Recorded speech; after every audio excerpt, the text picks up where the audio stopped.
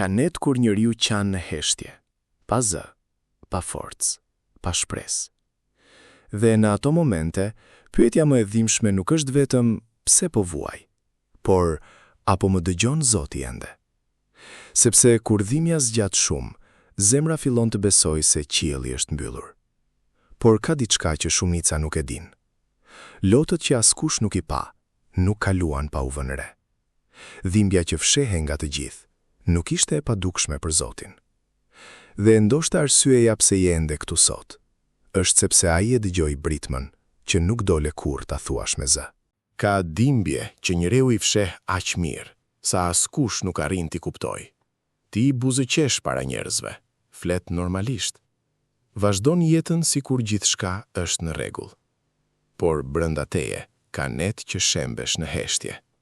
Momente kur zemra lodhet aq shumë sa nuk di më si të kërkoj ndihmë. Dhe ndoshta ke menduar se askush nuk e kuptoi atë që po kaloje. Por Zoti i pa ato lot. Ai pa momentin kur u ndjeve i thyer, kur mbajte dhimbjen vetëm për vete, kur nuk kishe më forcë as për të folur. Sepse ka lot që nuk bien vetëm nga syt, por nga shpirti. Dhe Zoti i dëgjon edhe ato që nuk thuhen me fjalë. Ka dhimbje që nuk kalojnë shpejt. Ato nuk largohen pas një nate, as pas disa ditësh.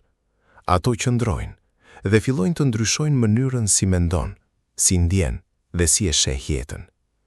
Ndoshta dikur ishe më i qetë, më i fortë, më plot shpresë. Por pas gjithçkaje që ke kaluar, diçka brenda teje u lodh, dhe njerëzit rreth teje pan vetëm heshtjen tënde, jo betejën që po zhvillohej në shpirtin tënd.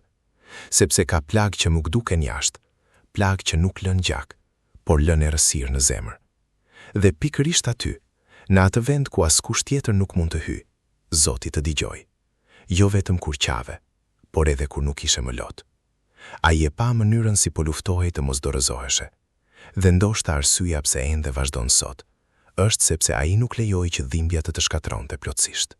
Ka momente kur njeriu arrin në një pikë aq të errët, sa fillon të besojë se është krejtësisht vetëm. Telefoni hesht, njerëzit largohen, dhe zemra fillon të mbushet me një zbrazëti që nuk shpjegohet dot. Ti flet me vete në heshtje, duke pyetur, pse askush nuk më kupton? Pse askush nuk e sheh dhimbjen time? Dhe pikërisht në ato momente, kur mendove se askush nuk ishte pranë teje, Zoti ishte më afër se kurrë, sepse ka dhoma ku askush nuk hyn, por ai hyn. Ka net ku askush nuk qëndron, por ai qëndron. Edhe kur ti nuk ndjej asgjë, prania e tij nuk u largua. Ai dëgjoi frymëmarrjen tënde të rënduar. Ai pa ankthin që mbaje fshehur. Ai e kuptoi lodhjen që nuk arrije t'ua shpjegoje të tjerëve.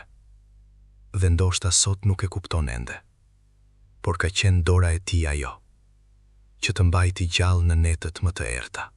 Kjo është pyetja që shumë njerëz bëjnë në heshtje. Nëse Zoti më dëgjon, pse nuk e ndaloj dhimbjen? Dhe ndonjëherë, përgjigjja nuk është ajo që zemra pret. Sepse jo çdo dhimbje erdhi për të shkatruar. Disa erdhën për të zgjuar diçka brenda teje që ishte duke vdekur ngadalë. Ka njerëz që e gjejnë Zotin vetëm pasi gjithçka tjetër shembet. Vetëm pasi krenaria thyhet. Vetëm pasi zemra lodhet nga kjo botë. Dhimbja ka një mënyrë të çuditshme për të hapur sytë e shpirtit. Ajo të detyron të ndalesh, të reflektosh, të kuptosh se sa shumë po mbaje brenda vetes. Dhe ndoshta nëse jeta do të kishte qenë gjithmonë e lehtë, ti nuk do ta kërkoje kurrë praninë e tij. Kjo nuk do të thotë që Zoti donte të shihte duke vuajtur, por ndonjëherë, vetëm përmes errësirës, njeriu fillon të kërkojë dritën e vërtetë. Ka lutje që nuk dalin nga buzët, por nga dhimbja. Momente kur njeriu nuk ka më forcë të flas bukur, të kërkojë me fjalë të sakta, apo të buket i fortë. Ka vetëm një britm të heshtur brenda shpirtit. Dhe pikërisht ajo britm arrin më shpejt në qiell. sepse Zoti nuk dëgjon vetëm fjalët. Ai dëgjon zemrën që po thyet. Ai dëgjon frymën e rënduar nga lodhja. Ai dëgjon lotët që bien në errësirë kur askush tjetër nuk është pranë. Dhe ndoshta ti mendove se lutjet e tua nuk po merrnin përgjigje, sepse gjithçka vazhdonte të ishte e vështirë. Por ka raste kur përgjigja e parë e Zotit nuk është ndryshimi i situatës, por forcimi yt. Sepse para se të ndryshojë rruga jote, ai fillon të shërojë zemrën tënde. Dhe pa e kuptuar, çdo natë që mbijetove, ishte provë se ai po të mbante ende.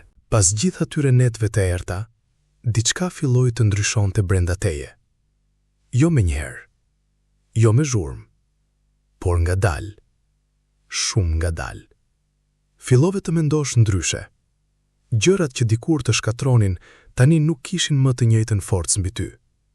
Dhimbja ishte ende aty, por ti nuk ishe më i njëjti person, sepse vuajtja, ose e thye njeriun, ose e zgjon. Dhe pa e kuptuar, Zoti po ndërtonte diçka të re brenda teje. Një forcë që nuk duke jashtë.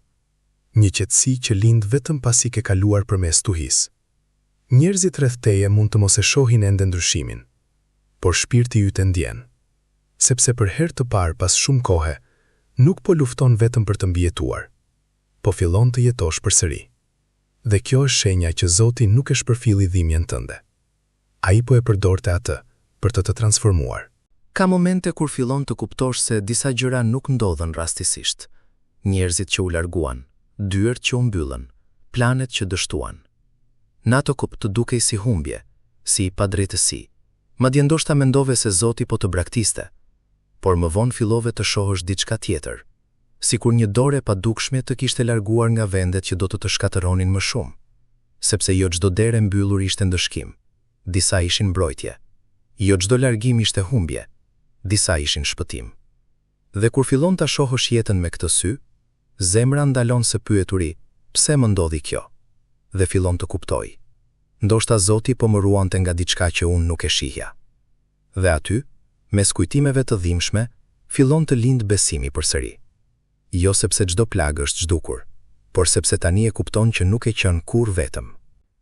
Di pse Zoti e dëgjoi të qarën dhe dhimbjen tënde? Sepse zemra jote ende po e kërkonte atë, edhe mes errësirës, edhe kur ishe i lodhur, edhe kur ishe i thyer, edhe kur mendoje se nuk kishe më besim. Thellë brenda teje kishte ende një dritë që nuk ishte fikur plotësisht. Dhe Zoti e pa atë. Ai pa shpirtin që po luftonte të mos dorëzoj. Ai pa njeriun që vazhdonte të ekste edhe me zemër të coptuar. Dhe kjo është arsyeja pse ai nuk të la vetëm. Sepse dhimbja jote nuk ishte fundi yt. Ishte momenti që do të të afronte më shumë me të. Sot, ndoshta ende nuk i ke të gjitha përgjigjet. Ndoshta ende ka plak që dhembin. Por një gjë duhet ta mbash mend. Në netët korqave në heshtje, qielli të dëgjoi. Dhe Zoti ishte aty. Ai nuk të harroi kurrë.